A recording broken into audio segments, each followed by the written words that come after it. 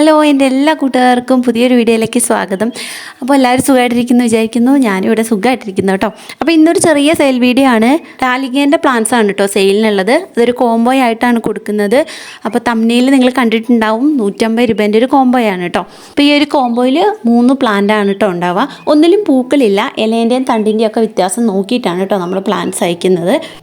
2 മാസം മുന്നേ നമ്മളൊരു കോംബോ ഇട്ടിട്ടുണ്ടായിരുന്നു കേട്ടോ.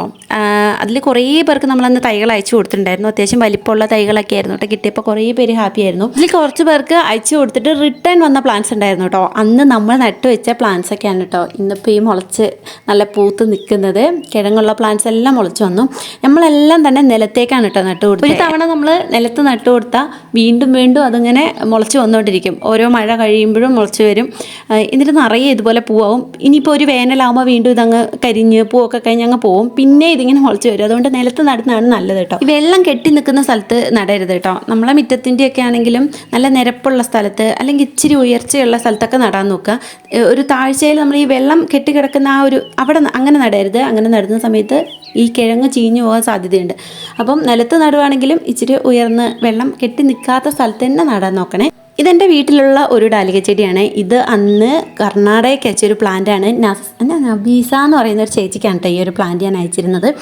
അപ്പോൾ ആ ചേച്ചി തന്ന പിൻകോഡ് ശരിയല്ലാത്തത് കൊണ്ട് DTDC കയറിപ്പോയില്ല. അങ്ങനെ 3 ദിവസം ഇത് DTDC ഇരുന്നിട്ട് എൻ്റെ കയ്യിൽ വന്നു. അങ്ങനെ ആ പാഴ്സൽ ഞാൻ നേരെ വീട്ടിൽ കൊണ്ടുവന്നു കേട്ടോ.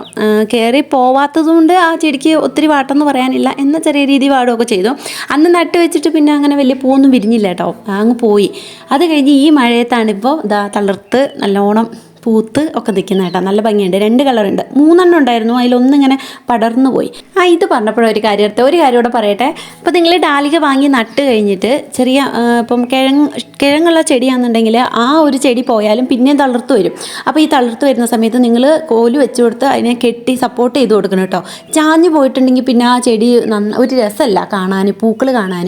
ഇങ്ങനെ ചാഞ്ഞ് നിലത്ത് കൂട്ടിക്കിടന്ന ഒരു രസം ഉണ്ടാവില്ല. അപ്പോൾ നിങ്ങളിങ്ങനെ കോല് വെച്ച് സപ്പോർട്ട് ചെയ്ത് അത് കെട്ടി ഇങ്ങനെ എത്ര വളർച്ച വരുന്നു അതനുസരിച്ച് അതിങ്ങനെ കെട്ടി കൊടുത്തുകൊണ്ടിരിക്കണം. അപ്പോഴാണ് നല്ല രസട്ടോ കാണാൻ. ഡാലിക ചെടി കാണാൻ ഭംഗി ഉണ്ടാവണേ അങ്ങനെ ചെയ്യണേ. അപ്പോൾ നിങ്ങൾക്ക് തരാൻ പോകുന്ന പ്ലാന്റിൻ്റെ സൈസൊക്കെ ഒന്ന് കാണാം കേട്ടോ. അത്യാവശ്യം ഹെൽത്തി ആയിട്ട് വളർന്ന് നിൽക്കുന്നുണ്ട്. ഇത് നമ്മൾ അന്ന് അയച്ചതിൻ്റെ ബാക്കിയുള്ള പ്ലാന്റ്സ് തന്നെയാണ് കേട്ടോ. അന്ന് ഹെൽത്തി അല്ലാത്തതൊക്കെ മാറ്റി വെച്ചിട്ടുണ്ടായിരുന്നു. അപ്പോൾ അതൊക്കെ ഇതാ കിഴങ്ങിന്നും ഒക്കെ മുളച്ച് വന്നിട്ടുള്ളതാണ് കേട്ടോ. ഇപ്പം നല്ല ഹെൽത്തി ആയിട്ടാണ് നിൽക്കുന്നത്.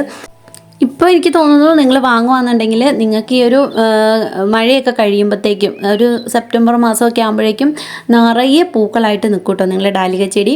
പിന്നെ നിങ്ങൾ ഇനിയിപ്പോൾ പോട്ടിലേക്ക് നടുവാണെങ്കിൽ തന്നെ ഒന്ന് പിടിച്ച് സെറ്റായതിനു ശേഷം അതിനെ നിലത്തോട്ട് നടാൻ നോക്കുക. ഇനി അങ്ങനെ നിലത്തൊന്നും നടാൻ സ്ഥലമില്ലാത്തവർ വല്ല ചാക്കിലൊക്കെ ആക്കി നടുക കേട്ടോ. ചാക്കിലൊക്കെ നട്ടാൽ നല്ല വലിയ പൂവായിരിക്കും കേട്ടോ. ഡാലികേൻ്റെ നല്ല വലിയ പൂക്കൾ നമ്മൾ ഈ ഫ്ലവർ ഷോയ്ക്കൊക്കെ പോകുമ്പോൾ കാണുന്നില്ലേ, ആ ഒരു ടൈപ്പിലുള്ള പൂക്കളൊക്കെ ആയി വരും. നമ്മൾ DTDC വഴിയാണ് കേട്ടോ പ്ലാന്റ്സ് അയക്കുന്നത്. ഒരു കോംബോയിൽ 3 ചെടികളാണുള്ളത്. 3 കളർ തന്നെയായി. സ്ഥലം വരുന്നത് വയനാട് അമ്പലവയലിലാണ് കേട്ടോ.